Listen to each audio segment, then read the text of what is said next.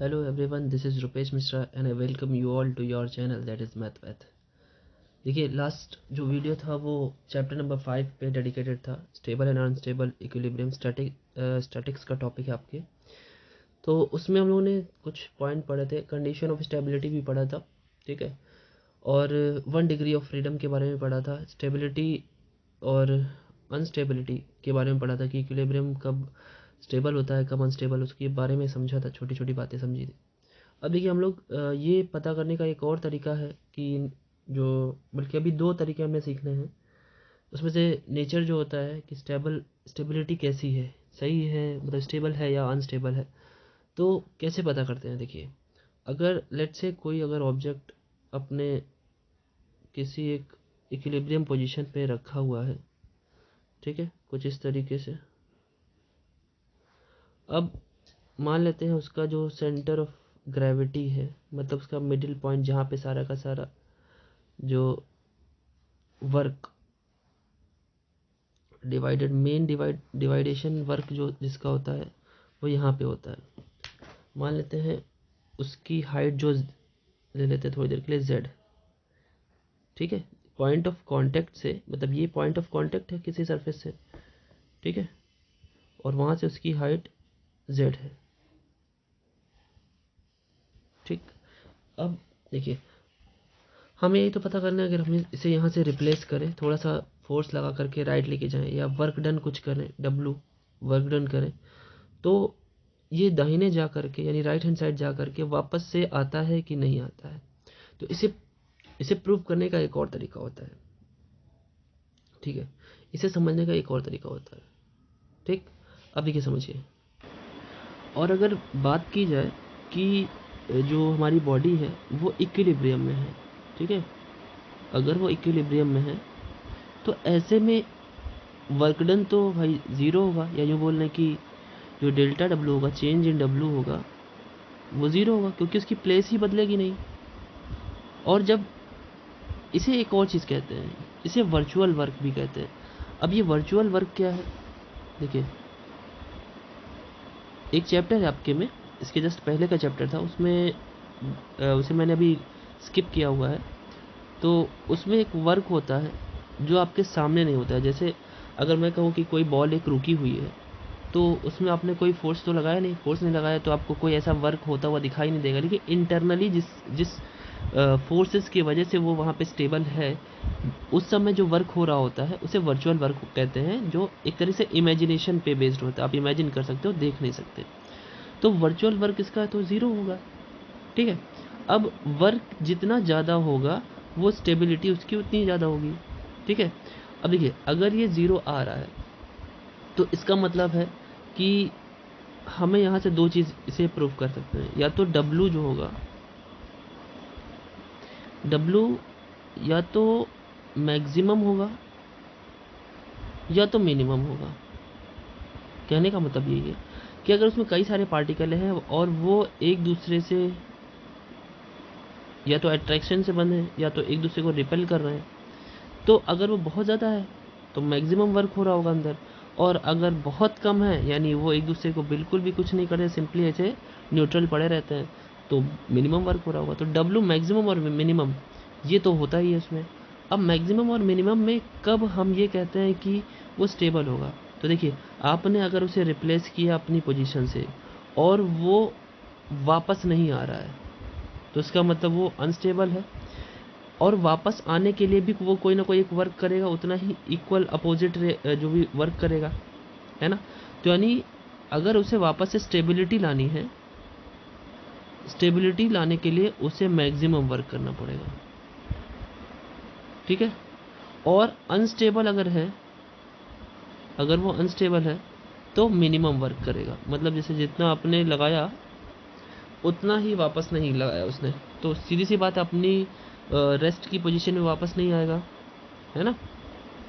तो nature of stability की बात करें तो अगर आपके पास वर्क फंक्शन है W अगर आपके पास गिवन है, W इज इक्वल टू अगर एफ थीटा गिवन है, जो मैंने पिछले वीडियो में बताया था, तो उसका डिफ्रेंशिएशन करके थीटा के रिस्पेक्ट में हम लोग ये जान सकते हैं, ठीक है।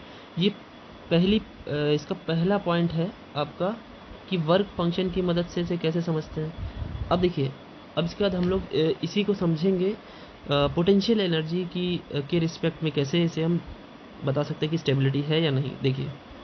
देखिए बात वही है, जो W होता है, जो वर्क डन होता है, और जो हमारा काइनेटिक एनर्जी बोल लो, काइनेटिक प्लस और टोटल एनर्जी जो होती है काइनेटिक प्लस पोटेंशियल एनर्जी होती है। लेकिन यहाँ पे पोटेंशियल एनर्जी की बात इसलिए की जाती है, काइनेटिक की इसलिए बात नहीं कर रहा हूँ क्योंकि स्टेबिलिटी है ना भाई, इक्विलिब्रियम है। इक्विलिब्रियम में केवल हम पोटेंशियल एनर्जी की बात करते हैं, क्योंकि रुका हुआ है, रुका तभी होगा जब वो काइनेटिक उसमें नहीं होगा। तो यहाँ पे के से शो किया गया है, यहाँ पे इसका मतलब नहीं काइनेटिक एनर्जी, इसका मतलब पोटेंशियल एनर्जी, मतलब उसकी रुकी हुई स्थिति ऊर्जा कहते हैं इसे। तो अब अगर मैं कहूँ कि जो चेंज इन काइनेटिक एनर्जी डेल के, ये जो होगा वो आपके वर्क डन के अपोजिट होता है। तो जितना चेंज W में होगा उसके ये अपोजिट होता है, ये आपको याद रखना है। तो बड़ी सिंपल सी बात है, अगर आप रिलेट करें कि इसमें किस तरीके से हम स्टेबिलिटी और अनस्टेबिलिटी पहचानेंगे। देखिए, अगर स्टेबल इक्विलिब्रियम है तो हमें उल्टा सोचना पड़ेगा। उल्टा मतलब W इंक्रीज हो रहा था तब हमारा स्टेबिलिटी हो रहा था, स्टेबल हो रहा था। तो K क्या करेगा, डिक्रीज करना चाहिए, ठीक है, तब स्टेबल होगा। और अनस्टेबल कब होगा, ये चीज़ छोटे छोटे पॉइंट में इसलिए बता रहा हूँ, ये पूरा का पूरा MCQ पे बेस्ड है। K इंक्रीज करेगा, ठीक। अब एक चीज़ और समझते हैं, देखिए जो हमारा K होता है, पोटेंशियल एनर्जी जो होती है, जैसे अगर मान लीजिए कि ये हमारा था ऑब्जेक्ट, किसी सरफेस के कांटेक्ट में थे, ये उसका CG है, और CG मान लेते हैं थोड़ी सी H या Z हाइट पे ले लेते हैं, इसे Z हाइट पे ले लेते हैं, पॉइंट ऑफ कांटेक्ट से पॉइंट ऑफ कांटेक्ट POC लिख दिया मैंने शॉर्ट में, H हाइट पे है। तो आपको पता है पोटेंशियल एनर्जी का फॉर्मूला क्या होता है,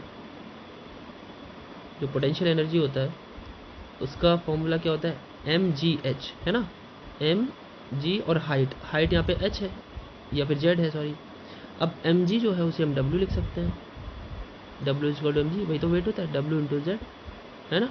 और अगर आप निकालने जा रहे हो डेल्टा k, तो क्या हो जाएगा, क्या होगा भाई, वेट तो उनका वही रहेगा जितना रहता है, तो वेट, क्योंकि दो का मल्टीपल है ना, W into delta Z plus Z into delta W। अच्छा एक चीज़ ध्यान दीजिएगा, यहाँ पे W और W जो लिखा है मैंने, ये वर्क है और वो वेट है, ध्यान रखिएगा। तो इसे थोड़ा सा मैं चेंज कर देता हूँ, लाइक मैं इसे W डैश लिख देता हूँ, W डैश यहाँ पे वेट है, ये वेट, ध्यान रखिएगा। और वेट तो कांस्टेंट होता है, तो यहाँ पे ये चीज़ 0 हो जाएगी, है ना। यहाँ पे W डैश जो लिखा है, ध्यान दीजिएगा थोड़ा, ये वेट है, चेंज इन वेट। भाई वेट में चेंजमेंट तो कुछ होता नहीं है ना, आप तो केवल उसे उसकी प्लेस से हटा रहे हो, ऐसा तो कर नहीं रहे हो कुछ टुकड़ा तोड़ करके हटा दिया आपने। तो डेल्टा के इज इक्वल टू, ये तो 0 हो जाएगा, तो W डेल्टा Z। और जैसे स्टार्टिंग में हम लोग इन दोनों को इक्वल टू 0 ले रहे थे, क्योंकि स्टार्टिंग वर्चुअल वर्क तो 0 होता है, तो ये भी 0 होगा। और जब ये 0 होगा तो देखिए वेट तो 0 हो नहीं सकता, तो डेल्टा Z 0 हो जाएगा। यानी अब बात किस पे आ गई, पहले बात थी W पे, फिर बात आई पोटेंशियल एनर्जी पे, फिर अब बात आ रही है उस CG के हाइट की। तो अब जो इक्विलिब्रियम की स्टेबिलिटी की बात होगी वो Z पे होगी, और Z क्या होगा, पॉइंट ऑफ कांटेक्ट से CG की जो हाइट है, ठीक है। अब देखिए जो Z था वो K के सामने था ना, Z K के सामने, तो जैसा K बिहेव करता है वैसे Z भी बिहेव करेगा। मतलब अगर Z हमारा मिनिमम है, जैसे अगर मैं कहूँ आपसे कि भाई कि जो हमारा Z है, जैसे इसमें सेम, अगर Z डिक्रीज करे तो क्या क्या होगा, स्टेबल होगा हमारा, और Z अगर इंक्रीज करे तो क्या होगा, सिंपल सी बात है, अनस्टेबल होगा। ये चीज़ याद रखना है आपको। मैं एक बार इसको लिख भी देता हूँ, Z डिक्रीज करेगा, इसे आप लिख लीजिएगा, तो क्या होगा, स्टेबल। और अगर Z इंक्रीज करे तो अनस्टेबल। इसको बड़े ही ध्यान से पढ़िएगा। और ये जितने भी पॉइंट्स मैं बता रहा हूँ बहुत स्टार्टिंग से ही, ये सारे के सारे point important for your MCQ and term examination का जो पार्ट होता है, ठीक है। अब ज़रा एक बार ये और बात करते हैं इस पर, देखिए। और यहाँ पे इंक्रीज़ और डिक्रीज़ करने का कहने का मतलब है कि के की वैल्यू बढ़ेगी तो ये मैक्सिमा कहने का मेरा मतलब और भी है, ठीक है। और कम होती जाएगी तो यानी मिनिमा हो जाएगा। मतलब यहाँ कम का मतलब यहाँ डिक्रीज़ करने का मतलब है मिनिमा प्रूव करना। अगर मिनिमा है तो स्टेबल आएगा के केस में, मैक्सिमा है तो ये है। तो इसको अब मिनिमा और मैक्सिमा समझिएगा, ठीक है। अब जरा एक चीज़ और देखते हैं। देखिए, अगर हम ये कहें जो हमारा z है वो किसी तरीके से फंक्शन ऑफ थीटा है, मान लेते हैं थोड़ी देर के लिए, और फंक्शन ऑफ थीटा है और हमने उसे क्या किया, dz/d थीटा फाइंड आउट किया, ठीक। और dz/d थीटा फाइंड आउट करने के बाद इसे ज़ीरो किया। क्यों?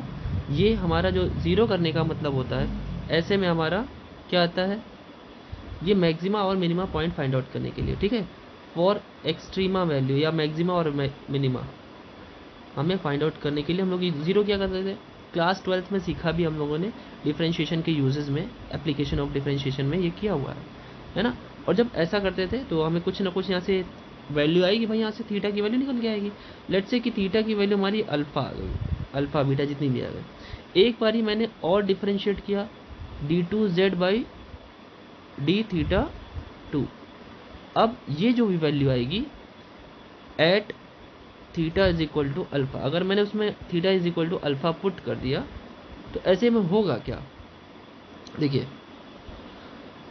और ये क्या हो गया, अगर बाई चांस ये जो वैल्यू आ रही है वो दो ही चीज़ हो सकती है, ग्रेटर देन, लेस देन, दो चीज़ें हो सकती हैं, है कि नहीं।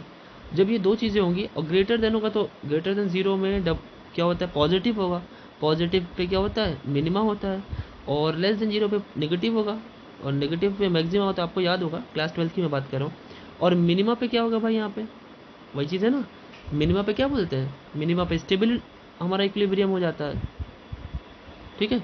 और मैक्सिमा में अनस्टेबल हो जाता है, इसे याद रखना है, ठीक है।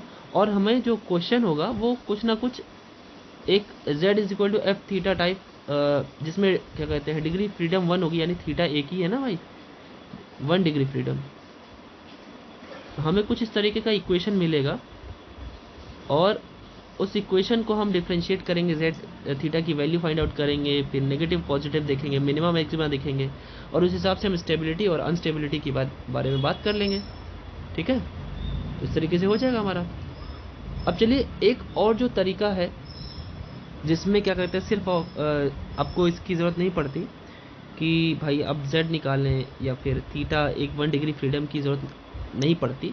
तो वैसे कुछ क्वेश्चन भी होते हैं उन्हें करने वाले जो ज़्यादा इंपॉर्टेंट है एग्ज़ाम में आने के लिए, वो उससे लॉन्ग आंसर भी अच्छे होते हैं।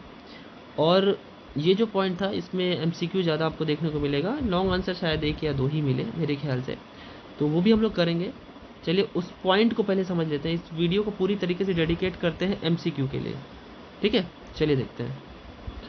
अब देखिए बड़ी ही सिंपल सी बात है और ये सबसे इम्पॉर्टेंट पॉइंट है जो इस चैप्टर का है कि जब दो बॉडी कांटेक्ट में होती हैं तो हम उसकी स्टेबिलिटी या अनस्टेबिलिटी कैसे पहचानते हैं, ठीक है। बहुत ध्यान से सुनिएगा, यही एक कोर कॉन्सेप्ट है इस चैप्टर का, जो आपको ये चैप्टर मतलब जितने इसके MCQ आते हैं आई थिंक इस पॉइंट से ज़रूर आने चाहिए, ठीक है। दो बॉडी कांटेक्ट में हो तो क्या होता है, ज़रा ध्यान से सुनिए। देखिए अगर मैंने क्या कहा, ऐसे कुछ किया, जैसे मान लेते हैं एक बॉडी हमने बनाई नीचे कुछ ऐसे करके, ठीक, और एक बॉडी मैं ऊपर जस्ट बना रहा हूँ उसके कुछ इस हिसाब से, और दोनों जो बॉडीज़ हैं ये उसका पॉइंट ऑफ कांटेक्ट है, पॉइंट ऑफ कांटेक्ट POC। ऊपर वाला जो हमारा बॉडी है उसका CG जो है,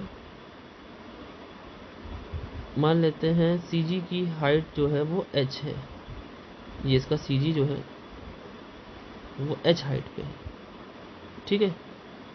और ऊपर वाले का जो रेडियस ऑफ कर्वेचर है,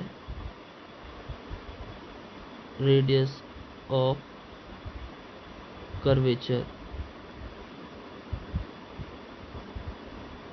जो उसका कर्व जिस रेडियस की वजह से ड्रॉ होता है उसे रेडियस ऑफ कर्वेचर कहते हैं। ये हम लोगों ने BSc फर्स्ट सेमेस्टर में पढ़ा हुआ है डिफरेंशियल कैलकुलस के अंदर, ठीक है। मान लेते हैं ये रो 1 है और ये जो डाउनवर्ड बना हुआ है, मान लेते हैं इसका जो रेडियस ऑफ कर्वेचर है वो रो 2 है, ठीक है।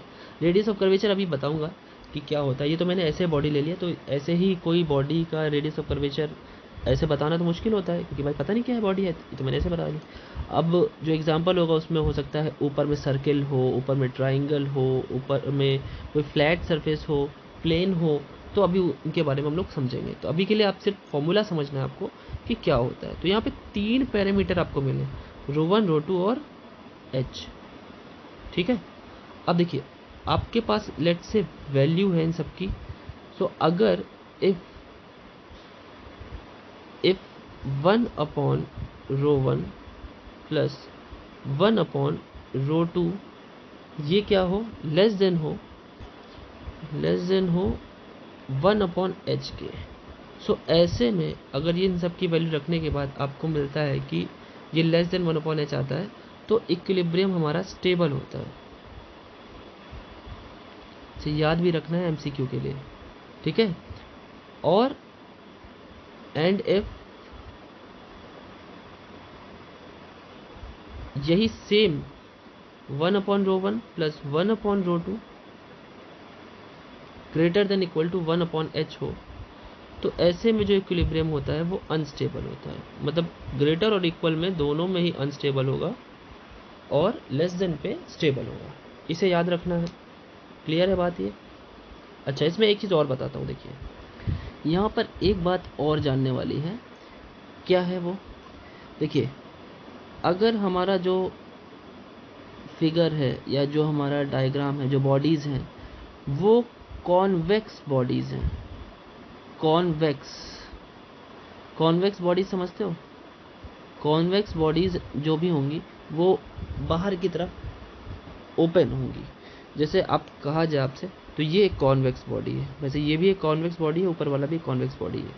तो ऐसे में जो इनकी वैल्यूज़ ली जाएंगी, आर और जो रो 1 और रो 2 जो लिया जाएगा वो पॉजिटिव लिया जाएगा, ठीक है। और इसके अपोजिट जो रो 1 होगा या फिर रो 2 होगा, कॉन्वेक्स बॉडीज ये पॉजिटिव में ली जाएंगे। जैसे मान लेते हैं अगर 4 है इसका रेडियस, तो +4 लिया जाएगा। लेकिन अगर यही कॉनकेव बॉडी है, कॉनकेव के केस में कॉनकेव कैसे होगा, बस इसी का जस्ट अपोजिट बना लीजिए। अगर वो ऐसे कांटेक्ट में है, ठीक है, तो ये कॉनकेव बॉडी है। और ऐसे में जो हमारा रो 1 और रो 2 लिया जाएगा वो नेगेटिव लिया जाएगा, ठीक है। या जो भी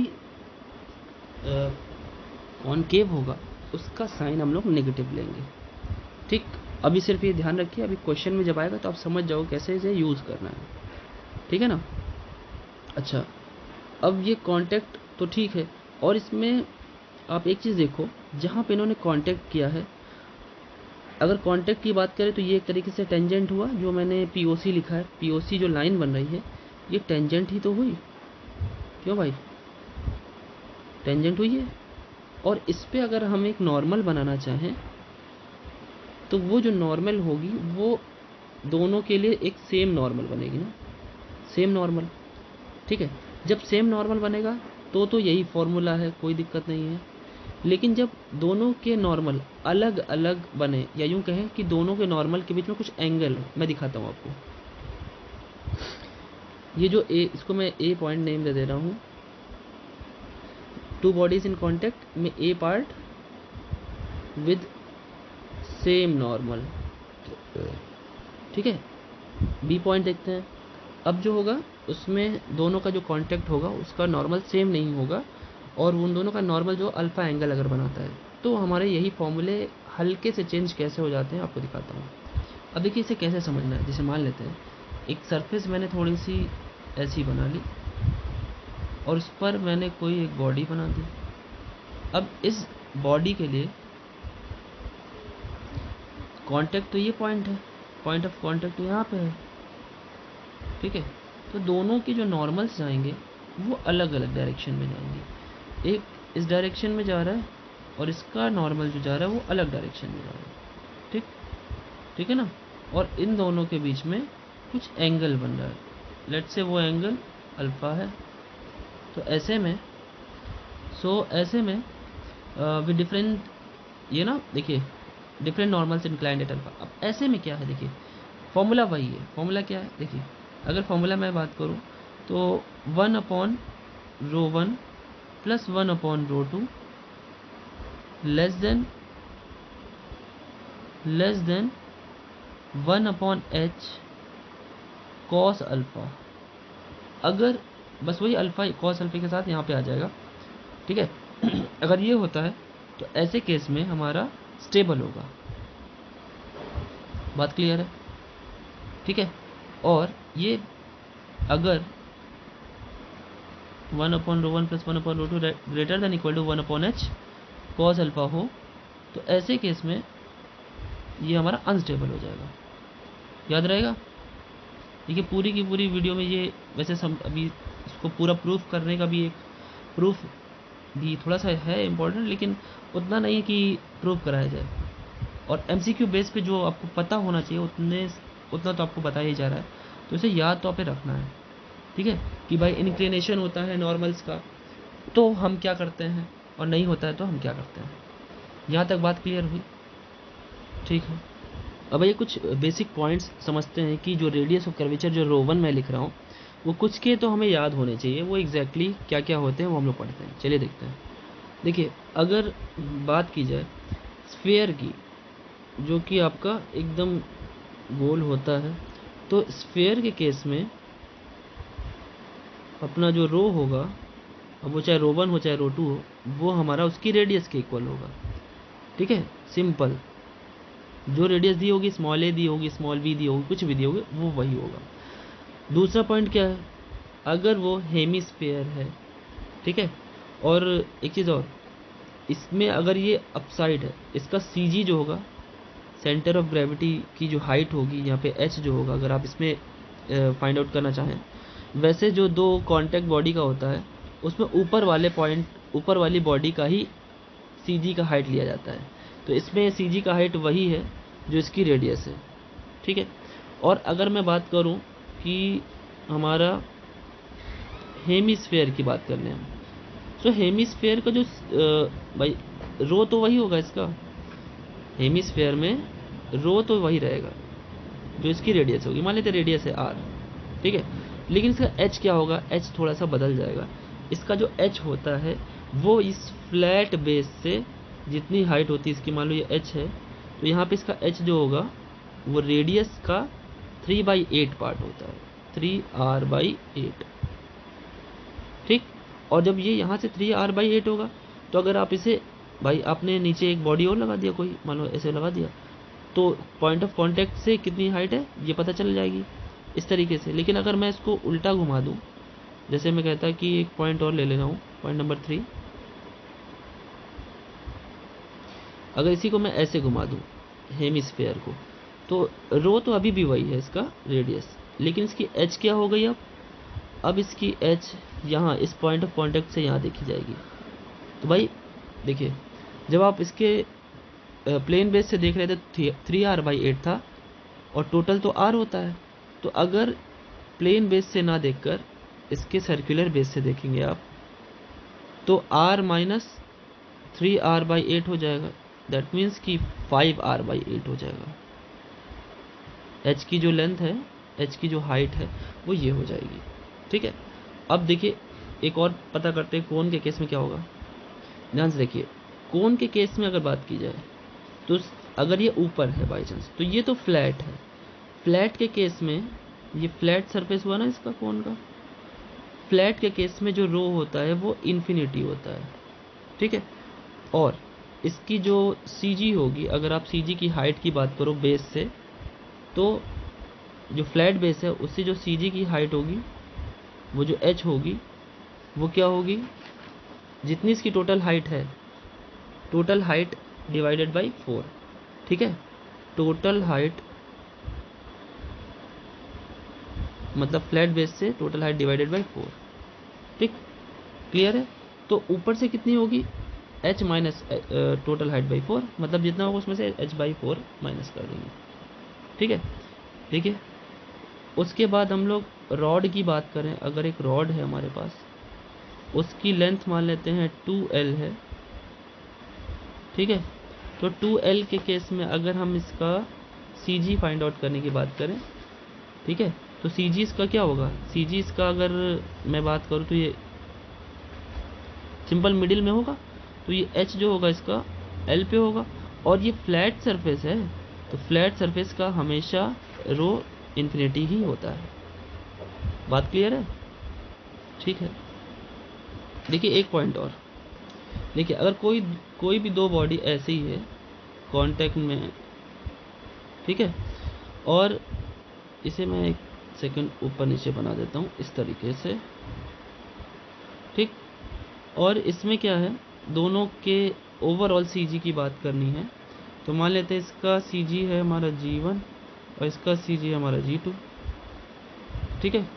और दोनों के कोऑर्डिनेट्स अलग अलग हैं, x1 y1, और यहाँ पे है कोऑर्डिनेट्स इसके x2 y2।